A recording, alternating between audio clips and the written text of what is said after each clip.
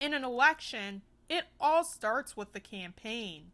Development begins months in advance to make it a success. When running a campaign, the work is continuous all the way up to Election Day. In addition to duties at Penn State Behrend, Caitlin Handerhan is a campaign consultant.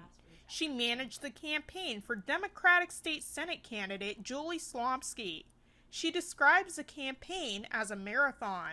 You've already run your 24 miles, and then that last piece, we call it Get Out the Vote, GOTV. So the GOTV section of any campaign is just all hands on deck, incredibly long days. The marathon became a longer run when the state moved the finish line. The date of the Pennsylvania primary was pushed back to June 2nd, thanks to COVID-19. Rather than viewing this as negative, they took a positive approach. And this was a marathon that we got 2/3 of the way through and then told that we had to extend it again.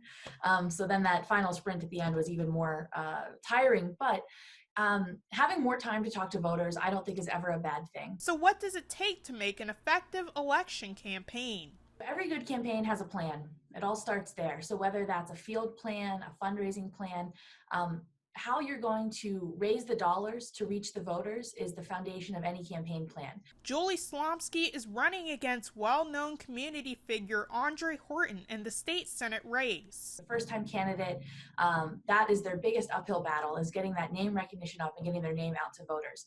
As of election night, Slomski was in the lead, but that could change. What are the keys to her success? It takes a village. That's what not many people, I think, realize, is that campaigns are built almost entirely on the backs of volunteers. They are so crucial to the infrastructure. Volunteers aid in making those phone calls, sending those texts, knocking on doors, and more to drive the campaign. COVID eliminated some of those important components which made community engagement hard. Adjustments had to be made to different forms of reaching voters. That old-fashioned dialing for dollars, dialing for votes, and then digital. So a lot of campaigns put more of their resources into digital advertising and television advertising this cycle than would have normally in a local race. Some tools can be effective in this switch. It can be anything from making a digital plan, so you have a lot of social media presence, digital advertising, and also a mail program. Speaking of mail, the new mail-in ballot system for Pennsylvania had a large effect on campaign strategies. Now people are able to vote months before the election and cast a ballot.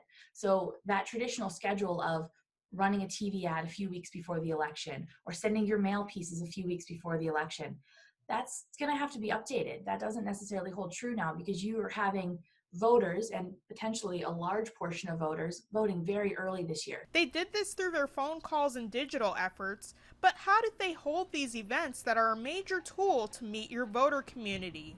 We saw a lot of virtual events this cycle. People having, instead of your coffee and conversations at the local coffee shop, you brought your own cup of coffee and did it on Zoom. COVID-19 caused many bumps in the election cycle. With some quick adjusting and continuous virtual contact, success still lies in the campaign. The rest comes down to votes. Odessa Meredith, YourErie.com.